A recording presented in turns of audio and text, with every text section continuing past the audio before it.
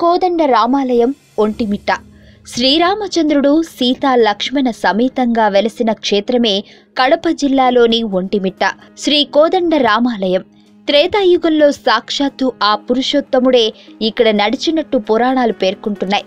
కలియుగంలో స్వామివారు శ్రీ కోదండరామస్వామిగా తన భక్తులకు అభయమిస్తున్నారు.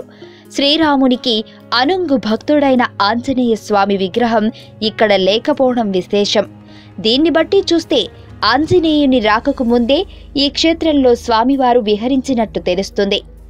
జాంబవత స్థాపితం. వానరులలో బ్రహ్మజ్ఞాని జాంబవంతుడు. ఆయన ఎన్నో యుగాలను చూశారు. అనుభవశీలి, మేధావి.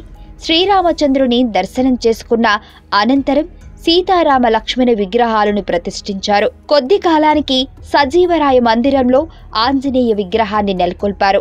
కలియుగంలో ఈ ఆలయాన్ని 16వ శతాబ్దంలో ఒంటేడు, మిట్టడు అనే సోదరులు ఈ దేవాలయాన్ని నిర్మించినట్టు తెలుస్తుంది. వారి పేరుతోనే ఒంటిమిట్టగా ఈ గ్రామం ఖ్యాతి చెందింది. వీరి విగ్రహాలను కూడా ఆలయ ప్రాంగణంలో చూడవచ్చు. అద్భుతమైన ఆలయ నిర్మాణం విజయనగర వాసుల శైలిలో అద్భుతంగా నిర్మితమై ఉంటుంది. 3 గోపురాలు సుందరంగా ఉంటాయి.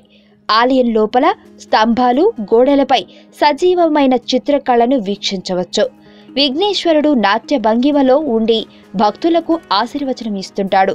17వ శతాబ్దంలో ఈ ప్రాంతంలో పర్యటించిన ఫ్రెంచ్ యాత్రికుడు టావెర్నియర్ ఆలయ గోపురం దేశంలోని పొడవైన గోపురాల్లో ఒకటని పేర్కొన్నాడు. ఆలయాన్ని అన్నమయ్య సందర్శించి అనేక సంకీర్తనలు రచించారు. ఆంధ్ర మహాభాగవతాన్ని రచించిన పోతనామత్యులు ఆ గ్రంథాన్ని ఇక్కడే స్వామివారికి అంకితమిచ్చారు. అష్టదిగ్గజ కవుల్లో ఒకరైన రామభద్ర కవి ఈ ప్రాంతానికి చెందినవాడేనని తెలుస్తుంది. ఆంధ్ర వాల్మీకిగా ఖ్యాతి చెందిన వావిలి కొలను సుబ్బారావు ఒంటిమిట్ట నివాసి కావడం విశేషము. పున్నమి వెలుగుల్లో పురుషోత్తముని కళ్యాణం, చంద్రుని వెలుగుల్లో స్వామివారి బ్రహ్మోత్సవాలను ఇక్కడ నిర్వహించడం ఈ ఆలయ ప్రత్యేకత. దీని వెనుక ఒక పురాణగాథ కూడా ఉంది. క్షీరసాగర మథనం తరువాత మహాలక్ష్మీదేవి అమ్మవారిని నారాయణుడు తన సతీమణిగా స్వీకరించాడు. పున్నమి వెలుగుల్లో పురుషోత్తముని కళ్యాణం, చంద్రుని వెలుగుల్లో స్వామివారి బ్రహ్మోత్సవాలను ఇక్కడ నిర్వహించడం ఈ ఆలయ ప్రత్యేకత. దీని వెనుక ఒక పురాణ గాథ ఉంది. క్షీరసాగర మథనం తరువాత మహాలక్ష్మీదేవి అమ్మవారిని నారాయణుడు తన సతీమణిగా స్వీకరించాడు. పగలు జరిగే స్వామివారి వివాహాన్ని తాను చూడలేకపోతున్నానని ఆమె సోదరుడు చంద్రుడు స్వామివారికి విన్నవించగా ఒంటిమిట్టలో వెన్నెల వెలుగుల్లో తన కళ్యాణాన్ని వీక్షించవచ్చని వరమిచ్చాడు. దాని ప్రకారమే రాత్రిళ్ళు ఇక్కడ స్వామివారి బ్రహ్మోత్సవాలను నిర్వహిస్తారు. రాష్ట్ర ఉత్సవంగా బ్రహ్మోత్సవాలు.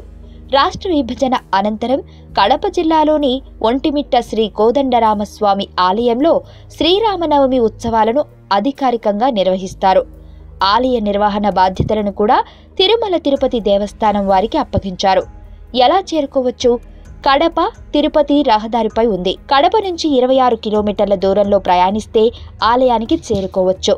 రైలులో రాజంపేట రైల్వే స్టేషన్లో దిగి బస్సులో దిగి చేరుకునే సౌలభ్యం ఉంది.